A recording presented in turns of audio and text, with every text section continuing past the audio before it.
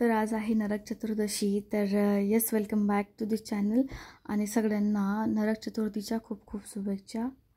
तर हिंदू धर्मात कार्तिक महिन्याला विशेष महत्त्व आहे। नरक चतुर्दशी दिवाळीच्या एक दिवस आधी आणि धनत्रयोदशीच्या दुसऱ्या दिवशी येते। नरक चतुर्दशीला काळी चतुर्दशी पण म्हणतात, तर भारतातील काही ठिकाणी नरक चतुर्थीला छोटी दिवाळी पण म्हणतात।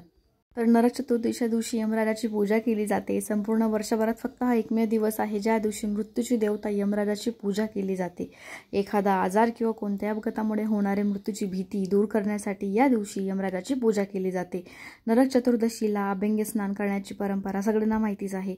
या दिवशी उटणे लावून आंघोळ करतात। या दिवशी संध्याकाळी यम, तर्पण आणि दिवेदान करण्याची परंपरा आहे। नरक चतुर्दशी साजरी करण्यामागे काही रंजक कथा पण आहेत।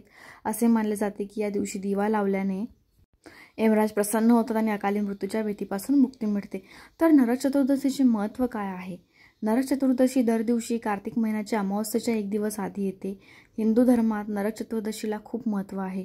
या ब्रह्ममुहूर्तावर स्नान करून यमाची पूजा करण्याची परंपरा आहे।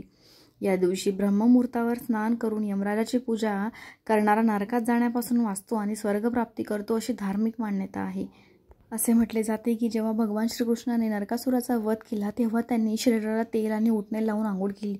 तेल आणि उटणे लावून आंघोळ करण्याची परंपरा त्या दिवसापासून सुरू झाल्याने असं म्हटलं जातं आणि नरकापासून मुक्ती मिळून स्वर्ग आणि सौंदर्याचे वरदान मिळते अशी धार्मिक धारणा पण आहे।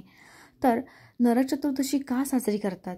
नरक चतुर्दशी सण नरकासूर आणि भगवान श्रीकृष्ण यांच्याशी संबंधित आहे। पौराणिक कथेनुसार असे म्हणतात की एकेकाळी नरकासूर नावाचा राक्षस होता, ज्याने आपल्या शक्तीचा दुरुपयोग करून देव, देवी आणि ऋषींसह 16,000 राजकन्यांना कैद केले होते। यानंतर राक्षसांच्या अत्याचाराने त्रासलेल्या देवता आणि राजकन्यांनी भगवान श्रीकृष्णाची मदत मागितली। त्यानंतर श्रीकृष्णाने त्यांना वध केला। हिंदू धर्माच्या धर्मग्रंथानुसार या दिवशी नरकासुरापासून मुक्ती मिळाल्याच्या आनंदाने संपूर्ण पृथ्वी प्रसन्न झाली होती आणि सर्व देवदेवताही खूप आनंदी होते। या दिवशी नरकासुराच्या वधाच्या स्मरणार्थ नरक चतुर्दशीचा सण साजरा केला जातो। याला छोटी दिवाळी म्हणतात।